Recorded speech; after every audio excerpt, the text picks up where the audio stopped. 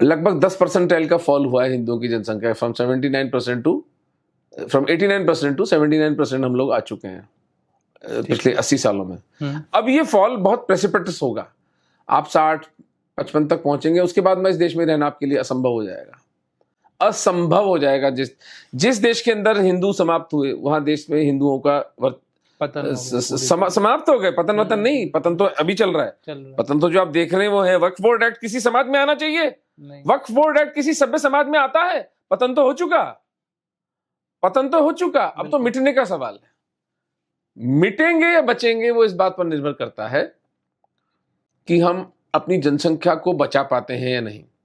और उस प्रक्रिया में 3 करोड़ इन हिंदुओं को बचाकर भारत लाना, या भारत के अतिरिक्त अमेरिका, कनाडा, वो चैनल्स बनाना, वो व्यवस्थाएं बनाना, वो मार्ग प्रशस्त करना, वो अंतर्राष्ट्रीय स्तर पर इस पूरे विषय पर चेतना जागरूक करना।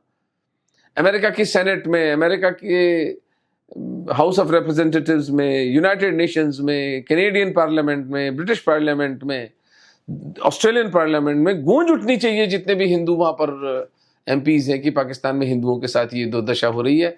1-1, 2-2 लाख को हम अपने यहाँ पे शरण दें। अगर हर देश पहल करेगा तो ये 80-90 लाख, 1 करोड़ हिंदू जो हैं, ये पूरे विश्व के अंदर वितरित हो जाएंगे और हम इन्हें बचा सकते हैं। सर, एक ऐसी कोई रेस्क्यू स्टोरी बताइए मैं, जिससे लोग समझ सके कि कठिनाई आपने बताई ऑलरेडी, बट एक ऐसी रेस्क्यू स्टोरी जिसमें आपने पूरा भरसक प्रयास किया लेकिन तब भी आपको उनको रेस्क्यू करने में सफलता नहीं हासिल हो पाई, ऐसा कोई?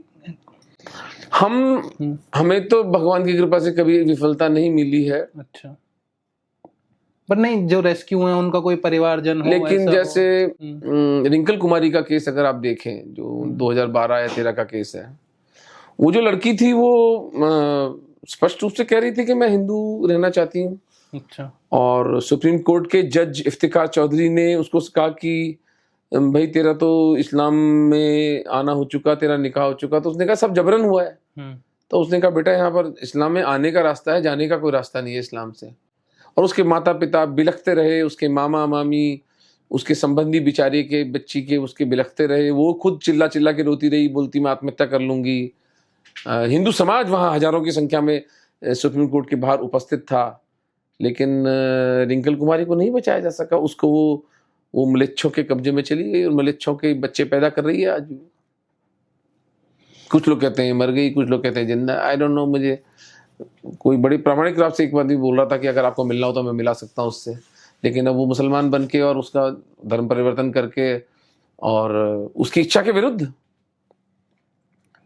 फिर अल्टीमेटली जब बात गले पे पड़ती है तो आदमी जीवित रहने की सोचता है ना। तो कितना, कब तक हिंदू धर्म के साथ वो अपनी निष्ठा को पालेंगे, जब समाज, व्यवस्था, पुलिस, उसके माता पिता को जान से मारने की धमकी, तो एक बच्ची बेचारी कहाँ तक लड़ेगी उस सिस्टम से।